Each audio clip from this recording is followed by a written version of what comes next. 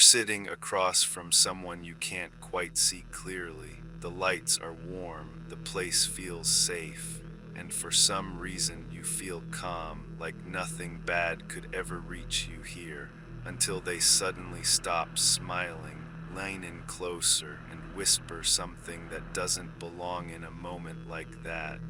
You need to wake up and lock the door. Hi, welcome to Radio Horror FM. My name is William, and I'll be the guide to your nighttime fears tonight. Tonight's story comes from one of our listeners, someone who asked to remain anonymous. What you're about to hear is exactly how they described that night. He said it started with a dream. He was on a date, sitting across from someone he felt strangely connected to, even though he couldn't remember their face. Everything felt normal, quiet, almost perfect, until that moment. They leaned forward and told him to wake up, to lock the door, and then he did. He woke up suddenly, his heart racing, his room dark and silent. For a few seconds, he just laid there, staring at the ceiling, trying to understand what just happened. It was just a dream, that's what he told himself.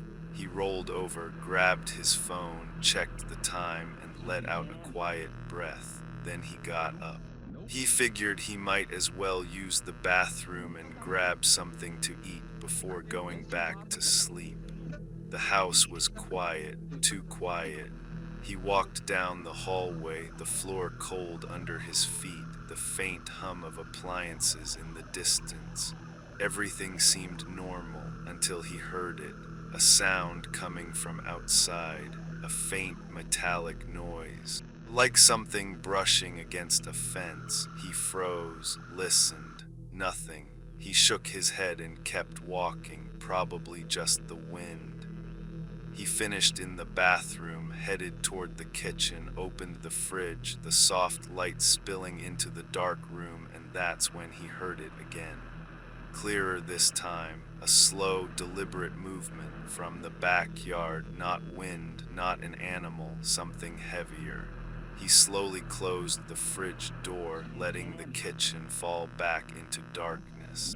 His heart started beating faster, that quiet instinct creeping in, telling him something wasn't right.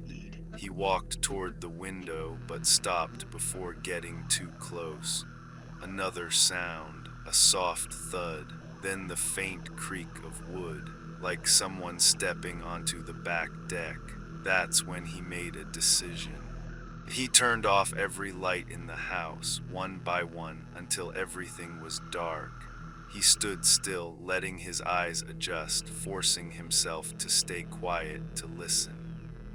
Outside, there was movement, slow footsteps, then silence, then footsteps again, closer. He moved away from the kitchen, stepping carefully, avoiding anything that could make noise. The house suddenly felt too big, too open, too exposed. Then he heard it, a voice, low, calm, hello. He stopped breathing. The voice came from outside, close to the window. Is anyone home? No panic, no urgency, just calm, like the person already knew the answer. He slowly backed away, every step controlled, careful not to make a sound. He needed to check the house, every door, every window, make sure there was no way in. He started with the hallway, one window, locked, second window, locked. A small noise slipped from under his foot, a soft creak. He froze instantly. Outside, silence.